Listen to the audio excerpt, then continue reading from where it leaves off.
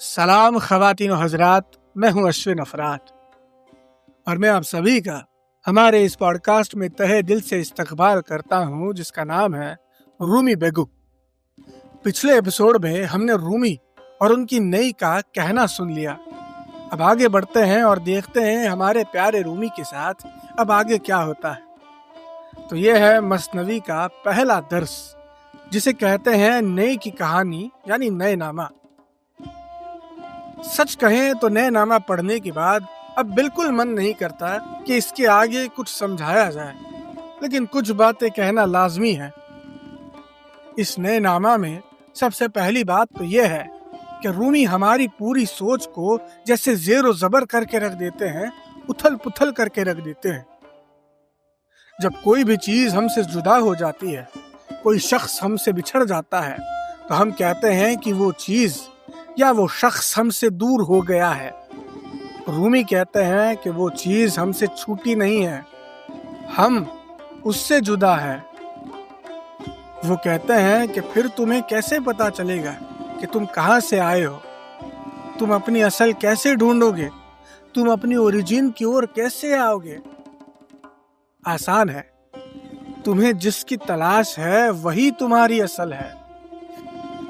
यानी तुम्हें जो लगता है कि तुमसे बिछड़ा है, दरअसल उससे तुम बिछड़े हो। तो तुम्हें जो भी लगता है कि तुमसे दूर है, उसकी तलाश करो, क्योंकि वही तुम्हारी असल है, वही तुम्हारी ओरिजिन है। तुम भी बांसुरी की तरह अपने जंगल से कटे हुए हो। तो सामाईन, अब साल आ गया है 1273। लगभग 13 साल तक रूमी ने मसनवी लिखने का यह सिलसिला कायम रखा और आखिरकार 1273 में ये सफर रुक गया।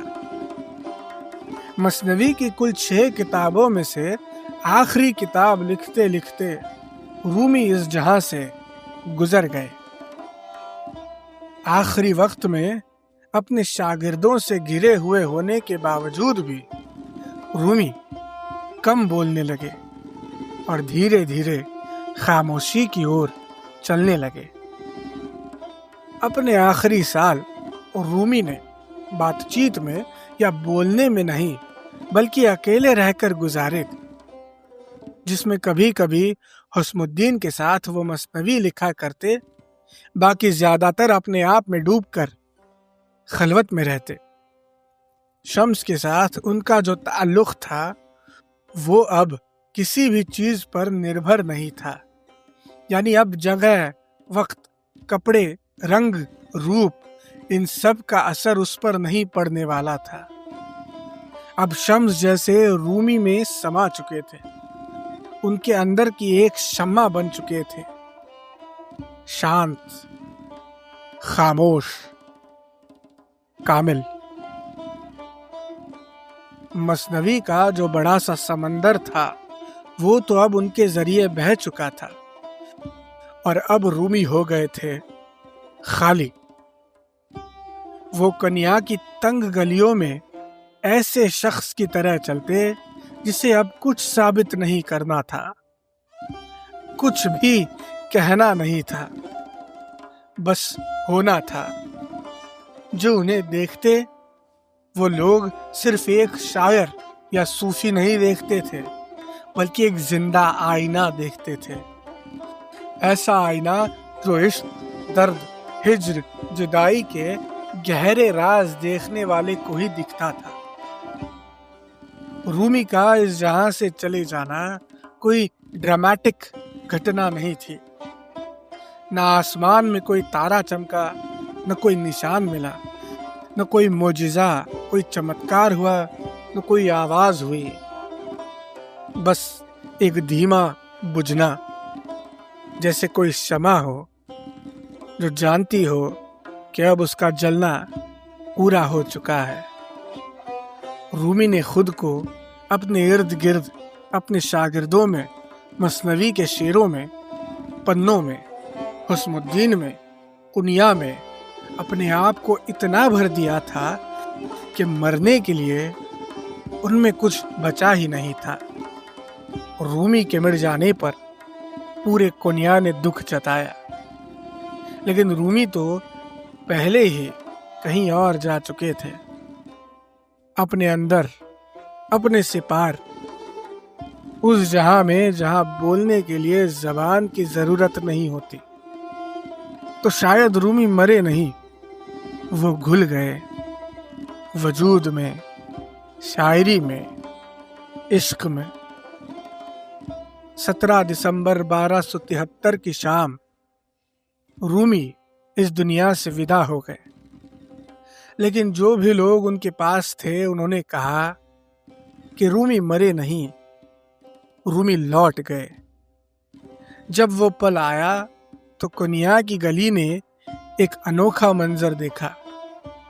مسلمان، عیسائی، یہودی، صوفی، پنڈت لوگ، عام لوگ سبھی رومی کو آخری بار دیکھنے کے لیے اکٹھا ہوئے تھے۔ رومی کا جنازہ بھی پورے کنیا شہر میں پھیلا ہوا تھا، اور کہا جاتا ہے کہ اس دن آسمان بھی رونے لگا اور دن بھر بارش ہو رہی تھی۔ لیکن رومی کے لیے موت کبھی انت نہیں تھی۔ رومی اکثر اپنے مرنے کے دن کو شب عروسی کہتے تھے۔ عروسی کا مطلب ہے شادی، وواہ، تو شب عروسی کا مطلب ہے وواہ کی رات، جب پریمی جو ہے آخر کار اپنے پریتم سے مل جاتا ہے، جب عاشق اور معشوق ایک ہو جاتے ہیں۔ کیونکہ رومی کے لیے یہ وداعی اور جدائی نہیں بلکہ ملن تھا۔ ان کا جسم آج بھی قنیا میں ایک نیلے ہرے گنبد کے نیچے آرام کر رہا ہے، لیکن ان کا وجود، ان کی خوشبو اب بھی دلوں میں گھومتی رہتی ہے، جیسے کوئی بانسری جس کی سانس تو اب نہیں رہی لیکن دھن اب بھی بہہ رہی ہے۔ کہتے ہیں رومی نے مرنے سے پہلے کی رات ایک غزل لکھی تھی۔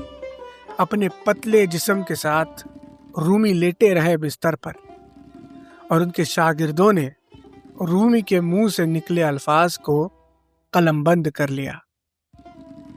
اسی غزل کے ساتھ ہم اس ایپیسوڈ کا، اس سیزن کا اور ہمارے رومی بیگو اس پوڈ کاسٹ کا بھی اختتام کریں گے۔ بس اتنا یاد رکھیے، رومی ہے۔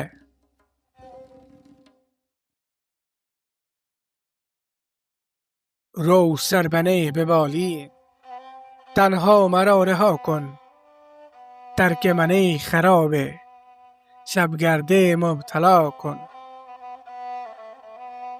جاؤ اپنا سر جا کے بالی پر ٹکا دو، بستر پر لیٹ جاؤ، شب گردی سے یعنی رات میں گھومنے سے بہت تھک چکا ہوں میں، جاؤ مجھے تنہا چھوڑ دو۔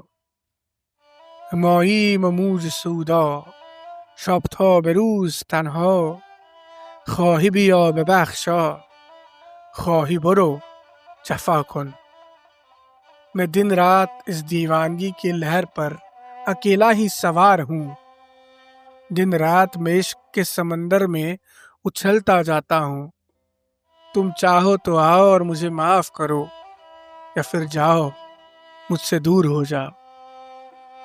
از من گریز تا تو، هم در بلا نیافتی، بگزین رهی سلامت، ترک رهی بلا کن۔ مجھ سے تم اب دور ہو جاؤ تاکہ تم پر یہ بلا، یہ آفت نہ آئے۔ جاؤ سلامت کی راہ چنو، اس مصیبت کی راہ سے دور ہو جاؤ۔ ماییم و آب دیده، در کنج غم خزیده، بر آب دیده ما صد جای آسیاه کن۔ میں میری اشک بار آنکھوں سے، میرے آنسوؤں کے ساتھ ایک کونے میں جا کر بیٹھ گیا ہوں۔ اتنے آنسو ہیں میرے اندر کہ ان سے میں 1000 چکیاں گھما دوں۔ خیری خوشیست تمہارا، دارد دلی چو خارا، نکشد کسش نگوید تدبیر خوں بہا کن۔ ایک خوخار ہے جس کا پتھر دل ہے جو ہمارا خون بہاتا ہے، لیکن اتنا خون بہانے کے باوجود بھی کوئی اس سے اس کا حساب نہیں مانگتا. بر شاه خوب رویان واجب وفا نباشد. ای زرد روی عاشق تو صبر کن وفا کن. وہ ایک خوبصورت شہنشاہ ہے، اس کو کسی بھی وفاداری کی ضرورت نہیں ہے.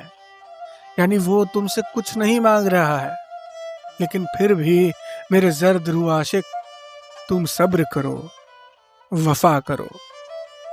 دردیست غیر مردن آن را دوا نباشد. پس من چگونه گویم که این درد را دوا کن.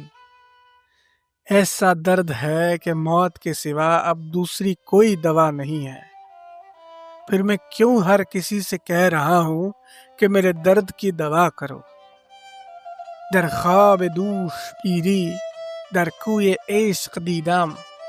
با دست اشارتم کرد کہ عزم سوی ما کن.